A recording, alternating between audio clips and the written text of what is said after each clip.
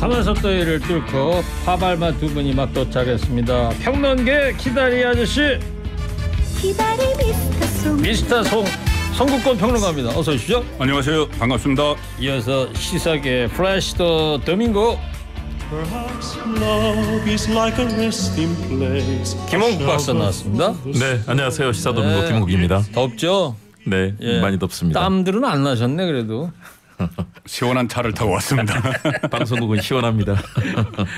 자, 여론조사부터 좀 살펴보려고 합니다. 엠브레인 퍼블릭, K-스탠 리서치, 코리아 리서치, 한국 리서치 따르면요. 지난달 31일부터 2일까지 사흘 동안 전국 성인 1,001명을 대상으로 전국 지표조사 NBS 조사를 했는데요. 자세한 내용은 중앙선거 여론조사 심의위원회 홈페이지 참조하시면 됩니다. 자, 이번 MBS 조사 통해서 이제 정당 지지율이 지금 어떻게 나왔습니까? 일단 정당 지지율에서 국민의힘 이 MBS 조사는 2주에 한 번씩 하거든요. 2주 전보다 2%포인트 상승해서 32%를 기록했고 민주당은 2주 전과 같습니다. 그래서 23%. 그런데 국민의힘이 2% 상승을 했기 때문에 양당 격차가 국민의힘이 9%포인트 앞서가는 그런 결과를 낳고 특히 최근에 불거진 김은경 민주당 혁신위원장 노인 비하 발언 때문인지 70세 이상 노년층의 민주당 지지율이 2주 전에 17%에서 11%로 6%포인트 급락을 했죠. 네. 그래서 이 원인을 보면은 지금 양당 대표가 휴가 중입니다. 휴가 중인 거 별 큰 이슈가 없었어요. 이슈가 있어봤자 뭐 이화영 전 평화부지사의 진술 문제를 놓고 뭐 한동훈 장관과 박범계 전 장관이 티격태격한 거 이 정도고 지금 가장 큰 이슈는 조금 전에 말씀드린 김은경 혁신위원장의 노인 비하 발언이었고 이 비하 발언이 처음에 놓은 것이 30일입니다. 30일 날 이 미래가 짧은 사람은 투표 비율을 낮추자는 취지의 말을 30일 날 했고 이 여론조사가 31일부터 이루어졌기 때문에 이것이 상당한 영향을 미쳤다고 볼 수가 있겠죠. 네. 자, 이번 여론조사 특징 가운데 지역별로도 좀 살펴보면요. 서울과 경기 민주당의 고전이 계속되고 있는데 이유를 어떻게 보세요? 일단 서울에서 국민의힘 34 그리고 민주당 21%죠. 차이가 많이 납니다. 인천 경기도 국민의힘 31 민주당 26. 그러니까 경기 지역 같은 경우는 그동안에 민주당이 좀 앞서는 결과도 상당히 많았었거든요. 지금 다시 말해서 중도층의 표심이 많은 수도권에서 민심이 요동치고 있다. 그리고 작은 실수 하나에도 사실은 너무 왜곡돼서 전달되는 게 많아요. 방금 뭐 우리 송국권 평론가께서 전달하신 거는 이렇게 젊은 노인층을 뭐 배제하는 것처럼 있는데 그건 아니고 아들이 그렇게 말해서 합리적이다. 그러나 1인 1표기 때문에 그런 얘기를 하고 청년층 열심히 해야 된다라는 그런 얘기 골자는 그건데 그 마지막 부분만 따가지고 마치 노인 폄하처럼 전달되는 측면이 있습니다. 그렇기 때문에 그렇게 이 말을 왜곡해서는 저는 안 된다고 보고요. 대신에 어쨌든 이런 중요한 시기에 더불어 혁신위원장 아니겠습니까? 이 말 한마디가 얼마나 중요한지 여야는 앞으로 총선이 내년 4월 10일 아닙니까? 그때까지 아마 이 말 한마디 한마디를 놓고 희비가 엇갈리는 막말이라든가 잘못된 말 나올 텐데요. 정말 그런 것이 얼마나 중요한지를 보여주는 경종을 울려주는 사례다. 어쨌든 민주당은 긴장을 해야 되고요. 국민의힘 같은 경우는 사실은 별다른 제목이 없어요. 거의 용산 출장소처럼 일을 특별하게 내놓는 게 없거든요. 내부의 갈등이 드러나지 않는데 민주당은 갈등이 지금 나타나고 있는 거죠. 이런 것들이 아마 중도층의 표심에는 작용을 했다고 봅니다. 네. 자, 결국 뭐 취지는 아니라고 합니다만은 김은경 혁신위원장이 끝내 고개를 숙였어요. 노인 폄하 논란 벌어진 지 나흘 만에 오늘 대한노인회에 가서 사과를 했습니다. 송국권 평론가님. 대한노인회 사과를 하면서 그 대한노인회장이 내가 정말 질책을 하고 싶은데 직접 때릴 수는 없으니까는 대신 사진을 때리겠다 해서 김은경 위원장이 사진을 3번 세게 보드판에 붙어 있는 그걸 세게 김은경 때렸어요. 사진 이렇게 때리는 장면이 뉴스에 나오더라고요. 그래서 그것이 오늘 그 10시에 사과를 하고 나서 바로 갔는데 노인회에서는 좀 분이 안 풀린 거죠. 그런데 사과를 저는 오늘 한 것을 보면 시간도 늦었고 진정성도 없다고 봅니다. 시간이 이거 사과는 정말 타이밍이 중요한데 제일 처음에는 대변인을 통해서 이거 사과할 일이 아니라는 이야기까지 했어요. 그리고 어제 바로 춘천에서 어제 저녁까지도 김은경 위원장은 어떤 말을 했냐면은 이번 사건이 이번 비판이 확산돼서 제가 심리적으로 좀 불편하다 이런 식으로 이야기를 했습니다. 심리적으로 불편하다. 그러니까 본인이 잘못한 거 없는데 이렇게 매도를 당하니까 불편하다는 이야기고 그리고 일부에서 다소 오해 있게 들으신 분도 일부 있다 이렇게 이야기를 했습니다. 그리고 오늘 사과를 했는데 사퇴를 할 거냐는 질문에는 또 그 혁신 의지는 그대로 간다. 사퇴 안 하겠다는 이야기죠. 이런 것을 보면은 저는 과연 진정성 있는 사과를 한 것인지 아니면은 지금 민주당 지도부가 그 노인네도 가서 사과를 하고 하니까는 등을 떠밀려서 사과를 한 것 아닌가 그런 생각이 더 들어요. 네, 어제 민주당 이제 박강원 원내대표 다시는 이런 말이 안 나오도록 해야 된다. 그때 사과도 했고 오늘 또 노인회도 방문해서 사과를 했고요. 근데 사과 후에 김은경 혁신위원장 기자 질문에도 거취는 아니다 이렇게 일축했다면서요. 거취는 또 다른 문제일 수가 있습니다. 근데 일단은 역시 정치인이 아니기 때문에요. 이런 정무 감각이 많이 떨어집니다. 당장 사과했어야 되죠. 박강원 원내대표처럼 바로 사과하고 본인의 맥락은 그게 아니더라도 일단은 그런 얘기가 논란이 되고 그중에 오해할 수 있는 부분이 여지가 있다고 생각된다면 바로 깨끗하게 사과하고 했어야 되고요.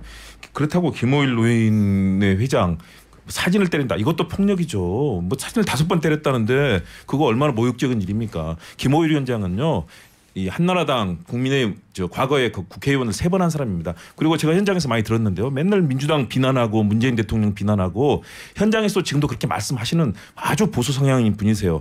그렇다고 이렇게 막 사진을 때린 이거 폭력이랑 다름없는 거죠. 저는 그런 부분은 자제돼야 한다고 보고 김은경 위원장이나 민주당은 빠르게 이 사태에 대해서 저는 이 얘기를 해야 되고요. 그러나 혁신위가 가졌던 이 시대적 임무는 분명히 있습니다. 그동안의 공천 자리에만 입맛을 들였던 그런 의원들 당연히 바꿔야 되고요. 국민들이 지금 원하는 시대적 개혁 그리고 지금 국정 엉망 아닙니까? 아무것도 한 일 없이 외교는 뒤틀리고 있고 남북관계는 소통 단절이고 경제는 엉망이고 민생 하반기 얼마나 걱정됩니까? 이런 거에 대해서 민주당이 제대로 혁신하는 모습을 보여줘야 되는데 못하고 있잖아요. 그런 의미에서 많은 분들 만나고 저는 있다고 듣고 있습니다. 청년도 만나고 어르신도 만나고 하는데요. 많이 만나고 의견 수렴하고 의원들하고 설문조사도 하고 있지 않습니까? 결과 빨리 내서 제대로 혁신하는 모습 보여야 된다고 봅니다. 네. 김은경 혁신위가 결국 총선 인적 쇄신안 발표할 예정이었다는데 이게 이제 어디 동력을 받을까요? 송권 평론가님? 아니, 그 저는 지금 그 사퇴를 하는 게 저는 민주당을 위해서 답이라고 봅니다. 지금 사퇴를 못하는 이유는 저는 아마 이재명 대표가 휴가 중이지만은 이재명 대표가 그 승인을 안 했을 거예요. 왜냐하면 이재명 대표가 임명한 사람이기 때문에 본인이 사퇴를 하려면 미리 상의를 해야 됩니다. 그런데 이재명 대표는 그 전에 혁신위 만들어서 제일 처음에 혁신위원장 이대경 혁신위원장이 과거 설화 때문에 몇 시간 만에 그만뒀잖아요. 그렇죠. 그런데 이번에 다시 이걸로 그만두면은 상당히 리더십에 좀 타격이 올 수가 있기 때문에 아마 사퇴를 안 시키는 것 같은 상황인데 이렇게 되면은 지금 뭐 여러 가지 총선 앞두고 개혁을 한다고 해서 3선 이상 뭐 동일 지역구 뭐 출마 배제 이런 여러 가지를 내놓고 있는데 네. 이 상황에서는 어떤 안을 내놔도 지금 거기에 대해서 이 신뢰성을 갖기가 힘들어요. 신뢰성을 찾기가 힘들기 때문에 저는 이재명 대표가 어느 정도 좀 타격을 받더라도 다른 사람으로 총선도 다가오고 빨리 대처하는 게 저는 옳다고 봅니다. 네. 자, 이재명 대표 얘기 나온 김에 지금 여러 가지 이야기들이 뭐 사실이 아니다 소설이다 하지만서도 매일같이 이야기 나오는 것이 이재명 대표가 10월 달에 퇴진한다든지 아니면 또 내년 총선에 불출마한다든지 또 오늘 나온 얘기 중에 하나는 보면은 안민석 의원이 오늘 한 라디오 방송 출연해서 아예 그냥 종로에서 출마를 해야 한다 정치일본지 이런 또 주장을 했는데 앞으로 이재명 대표 또 검찰에 또 영장 청구도 남아 있는 상황이고요. 어떻게 나갈 것 같습니까? 저는 흔들림 없을 거라고 봅니다. 지금 여러 가지 던지는 거는요.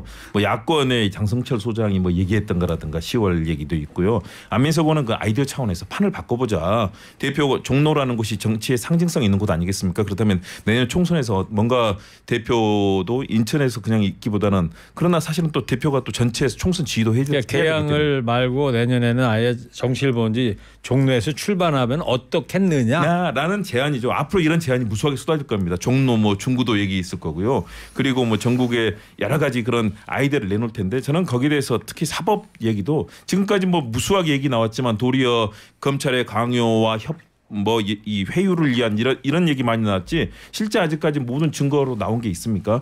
이재명 대표의 퇴진설은 저는 아직까지는 근거가 없고 제가 뭐 취재를 해봐도요. 네. 그 근거의 흐름들이 잡히지는 않아요. 그렇다면 저는 이재명 대표의 성격상 열심히 갈 텐데 대신에 김은경 위원장의 혁신위가 어떻게 하면 힘을 받고 같이 이번에 공천 기준 플러스 내년 총선에 대비할 수 있는 당의 그런 헌신성. 사퇴해야 된다는 이제 송평론가 주장에 대해서는 어떻게 보세요? 저는 사퇴할 필요 없다고 봅니다. 왜냐하면 혁신위원장이요. 왜냐하면 혁신위원장이 지금 제가 알고 있기로는 지금 수많은 곳들 혁신위와 같이 만나면서 지금 기준도 마련하고 여러 가지 공천에 대한 여러 가지 흐름들을 만들고 있거든요. 그렇다면 이 결과 그리고 뭐 이 9월까지입니다. 그러면 얼마 남지도 않았는데 여기서 뭐 바로 사퇴한다고 해서 네. 새로운 지도부 등장하느라고 더 혼란스러울 겁니다. 도리어 김은경 위원장이 이 정무감각 때문에 말 실수는 했지만요. 나름대로 단호하고 또 여러 가지 의견 수렴하는 장점을 갖고 있거든요. 저는 잘 할 수 있다고 봅니다. 평론가는 어떻게 이재명 대표 오늘 뭐 아이디어 차원에서 나왔다고 네. 이제 김욱 박사 얘기하는데 종로 출마설 뭐 안 제안?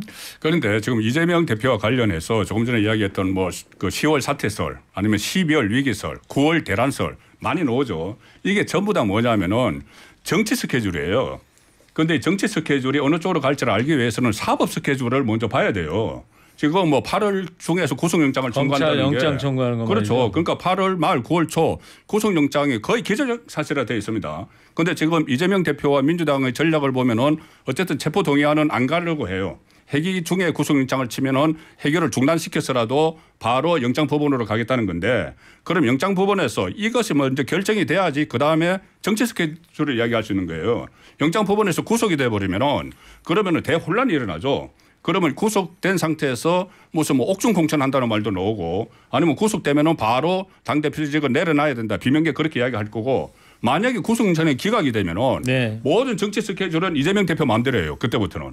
그 기각이 딱 되면은. 그러니 바로 지금 이게 보수 진영에서 나오는 여러 가지 프레임입니다. 마치 영장이 받아들여져서 사법부에서 그러나 영장이 저는 받아들일 가능성은 전혀 없다고 봅니다. 현재까지 나와 있는 모든 것들. 가능성도 말씀드렸죠. 그러니까요. 그래서 그 앞에 나온 여러 가지 전제로 이제 뭐 사법적인 이런 프레임을 얘기하고 있는데 사실상 이게 아니기 때문에 앞으로 당과 또 많은 분들과 협의하면서 흐름을 가져갈 거라고 봅니다. 자, 이번에는 국민의힘 한번 볼게요. 내년 총선 앞두고 국민의힘에서는 원팀 목소리가 이어지고 있습니다. 홍준표 대구시장이 이준석, 유승민 전 의원까지 안고 가야 한다 이런 주장을 하면서 포문을 열었는데 배경이 뭐예요, 송권 평론가님? 일단은 동병상련이죠. 동병상련. 홍준표 이준석, 유승민, 홍준표 그렇죠. 다 동병상련이다. 지금 이제 비주류로 밀려나고 있어요. 홍준표 시장은 그 상임 고문직도 해촉됐고 이번에 다음권정지 10개월. 그다음에 이준석 전 대표도 지금 다음권정지 1년 상태고 그다음에 유승민 의원도 계속 윤석열 정부에서 쓴소리를 하다가 지금 거의 뭐 배척되는 상황이거든요. 지금 유승민 전 의원 같은 경우는 반 윤석열 그 입장을 보이더라고요. 민주당보다 더합니다. 지금 그러니까 비판하는 말이에요. 강도가. 네. 그래서 일종의 그래서 유승민까지 이준석까지 안고 가야지 그리고 홍준표까지 나까지 내쳐서 총선에서 어떻게 이길 거냐. 나도 안고 가야 되고 유승민 이준석도 안고 가야 된다고 하는데 여기서 결정적인 게 그 세 사람 마음이 같지가 않아요. 유승민은 당장 홍준표가 그렇게 이야기하니까는 당신 앞일에는 잘 챙겨라. 왜 나까지 걱정하느냐 이랬거든요. 네. 왜냐하면 그 전에 유승민 의원에 대해서 연탄가스 정치인이라는 이야기를 한 적이 있어요. 홍준표 시장이. 그래서 이게 뭐 원팀으로 간다는 것이 어떻게 이 유승민, 이준석 그까지 전부 다 포함해서 가기는 현실적으로 어렵다. 그런 부분들은 많이 인식을 하고 있죠. 네. 근데 저 김홍국 박사님 그 화합을 이야기했던 그 유승민 전 의원은 보란 듯이 방송 출연해서 대통령이 당을 장악했다는 것은 착각이다 이러면서 비판을 했는데 어때요? 그 공천 못 받으면 무소속 출마까지 내년에 할 걸로 보입니까? 어때요? 무소속 출마뿐만 아니라 그 인터뷰한 내용들 보니까 신당이 만들어지는 흐름들 그리고 거기까지 다 모든 것을 열어놓고 생각하겠다라고 언급을 했어요. 다시 말해서 본인은 공천을 받을 수 없다라고 생각하는 것 같고요. 제가 며칠 전에 방송에서 만났는데 그때 참 꿋꿋하게 바른 목소리 많이 내신다고 그랬더니 뭐 다들 공격하는데 어쩔 수 있겠습니까? 네. 가야죠. 딱 이렇게 얘기하시더라고요. 다시 말해서 지금 제가 내놓고 있는 유승민 의원의 말은 정말로 정치인으로서는 너무나 대담하고 용기 있는 발언이다. 왜냐하면 현직의 대통령, 지금 국민의힘 내에서 윤 대통령이나 아니면 현재 진행되는 상황에 대해서 제대로 비판한 사람이 있습니까? 집권 여당이 제가 볼 때는 대한민국 헌정사상 이렇게 허약한 적이 없습니다. 한마디도 못해요. 용산에 대해서. 그런 상황에서 오직 유일하게 아니다. 한 얘기도 오늘 그거예요. 또 집권 여당이면 야당과 협의해서 국정을 도와주는 역할도 해야 되고 또 쓴소리도 하는 게 여당인데 아무 얘기도 안 하고 있는 이 여당이 무슨 여당이냐고 얘기하거든요. 정말 대한민국 정치사에서 가장 정확한 표현이라고 봐요. 그렇다면 유승민 의원은 이미 혈혈단신으로도 가겠다. 그리고 잘못된 이 윤석열 대통령의 검찰을 통한 이 정치적 압박들 그리고 국민들을 압박해서 성과를 내겠다는 여기에 대해서 이건 정치가 아니라고 보고 있는 거죠. 네. 대단하다고 봅니다. 여당의 대통령실을 향해서 쓴소리하는 사람이 단 한 명도 없는 허약한 여당이다 이런 지적을 했어요. 어떻게 보세요? 아니 그렇게 단 한 명도 없는 건 아니고 그 뭐 쓴소리 하는 사람도 있는데 쓴소리 하는 사람들은 어떻게 그 사안별로 쓴소리를 해요. 그래야지 진짜 쓴소리입니다. 여당 안에 야당 역할을 하려면은 여당 안에서 뭔가 집권층이 잘못하고 있는 거 있으면 그것을 부분적으로 해서 지적을 해야지 그게 쓴소리가 되는데 유승민 의원의 행태는 모든 거를 다 비난을 해요. 모든 걸 비난을 하고 제가 말씀드렸지 않습니까? 민주당보다 더 비난을 하는데 그러면은 가령 예를 들어서 이 이야기도 그래요. 대통령이 당을 장악했다는 것은 착각이다. 이게 왜 나왔냐 하면은 총선이 끝나면은 지금은 용산에 잘 보이려고 국민의힘 의원들이 다 줄을 서지만 총선이 끝나면 다 돌아설 거라는 이야기를 하면서 이야기를 했거든요. 이건 거의 악담이죠. 총선이 끝나면 이 여당에서 다수당이 되면은 그 윤석열 대통령이 이야기했듯이 만약에 이번에 과반수가 안 되면 식물 대통령이 되는데 다수당이 되면은 국정 동력을 살려서 국정 운영을 잘해 나가겠다 이 의미인데 그걸 선거 끝나면 다 돌았을 거다 이렇게 하는 건 악담이죠. 예. 자, LH가 이른바 건설업계 이권 카르텔을 척결하기 위해서 반카르텔 공정건설 추진본부 설치하기로 했습니다. 김옥 박사님 어떻게 보셨어요? 일단 해야 되는 거죠. 잘못된 그런 관행들 바꾸는 건 당연한 건데 문제는 카르텔이 유행입니다. 모든 곳에서 카르텔을 얘기합니다. 최근에는 뭐 방송에서 뭐 이동관 지명자가 방송의 카르텔을 하겠다. 대한민국 곳곳에 잘못된 관행들, 폐습들 당연히 바꿔야 되는데 이미 여러 가지 경찰에 고발하고 검찰 조사하고 뭐 감사원 나서고 기본적으로 잘못된 것을 척결하고 바로잡는 기능은 있어요. 그런데 마치 대한민국 곳곳에 카르텔이 있는 것 새로운 것인 것처럼 얘기하는데 저는 그런 부분에 있어서는 이렇게 유연치랑 가지 말고 현장에서 꼿꼿하게 잘 잡아내고 감사 역할 충실하면 되는데 이렇게 가는 거는 결국 용산만 바라보고 있는 이권 카르텔 얘기한 대통령 입만 바라보고 있는 그런 흐름처럼 가고 있는 것 같아서 그렇게 하지 말고 정말 국민들 눈높이 현장 찾아가지고 하나씩 잘못된 관행들 좀 바로잡는 제대로 된 역할을 했으면 합니다. 네, 송평론가님, 정부와 여당은 LH 부실 아파트 논란 관련해서 TF 만들고 나서 국정조사까지 검토하겠다 이런 입장인데. 네, 그래서 지금 TF는 일단 김정재 국토위 간사가 그 위원장을 맡았고 필요하면은 감사를 국정감사를 하겠다고 했는데 이제 정기국회에 또 국정조사를 하겠다고 했는데 정기국회 국정감사도 있고 하니까 이 부분은 더 살펴봐야 됩니다. 그런데 조금 전에 여기저기 카르텔을 붙인다고 말씀하셨는데 이걸 이렇게 생각해 보시죠. 문재인 정부 들어서 적폐청산이라는 걸 했지 않습니까? 그러면 지금의 그 윤석열 정부가 이야기하는 카르텔은 신적폐예요. 새로운 적폐예요. 그러니까 그때 문재인 정부가 들어서면서 17개 부처에 전부 다 적폐청산 TF를 구성을 했습니다. 각 그 행정 부처에. 그러면 지금 여기 사는 곳 예를 들어서 뭐 건설 뭐 카르텔, 무엇이 이권 카르텔, 그리고 또 뭐 방송 카르텔 이렇게 하는 것은 그만큼 5년 동안 문재인 정부 때 이름부터 했던 적폐라는 것이 있기 때문에 문재인 정부 때 적폐가 지금 카르텔이라고 이야기하는 거예요. 카르텔로 치환이 됐을 뿐이다. 그러니까 조직적 적폐죠 이거는. 조직적 적폐를 이야기하는 거예요. 그래서 저는 드리고 싶은 말씀이 왜 이렇게 새로운 흐름 하는 건 좋아요. 잘못된 것들을. 대신에 문재인 정부가 했던 건 뭡니까? 박근혜 정부 당시 국정농단이 있었고 수많은 적폐가 그때 발생했지 않습니까? 당시에 뭐 정유라 씨도 등장을 했었고 그걸 위해서 수많은 정보기관이 동원돼서 했던 적폐 그리고 뭐 국정원이 동원됐던 잘못된 여러 가지 행동들이 있었지 않습니까? 당연히 적폐가 있었기 때문에 해야 되는 것인데 지금 이거를 마치 똑같은 선상에서 문재인 정부에서 문제가 있었다 얘기하는데 이런 이권 카르텔 관행 관습은요 어느 정부나 다 있는 겁니다. 그렇다면 이 부분에 대해서 마치 문재인 정부 때 있었던 것처럼 얘기하는 것은 잘못된 표현인 거죠. 네. 이건 정치적인 겁니다. 그렇게 해서 전 정부와 차별하고 전 정부를 무조건 공격하는 방식으로 정치를 해서는 안 되고 우리 정부는 이걸 잘하겠다고 해야 되는데 마치 감사원 동원해서 모든 것 지금까지 감사원 문재인 정부 이 정치적인 것만 하잖아요. 정리해 주시죠. 이렇게 해서는 안 된다는 겁니다. 알겠습니다. 네. 자, 두 분 오늘 한 줄 평 이걸로 한번 들어볼게요. LH 부실 아파트 논란을 둘러싼 정치권 공방이죠. 네 탓 공방인데 이 공방에 대해서 두 분 한 줄 평 들어보도록 하겠습니다. 먼저 미스터 송부터 해주세요. 3, 2, 1. 셀프 개혁은 못 믿어. 잘하셨답니다. 셀프 개혁은 못 믿는다.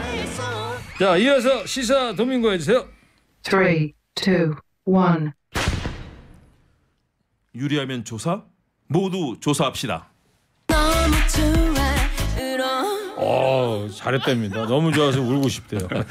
너무 편파적이어서는 안 되니까. 자, 정치파 발마 지금까지 송권평론가 김홍국 박사였습니다. 두 분 고맙습니다. 감사합니다. 감사합니다.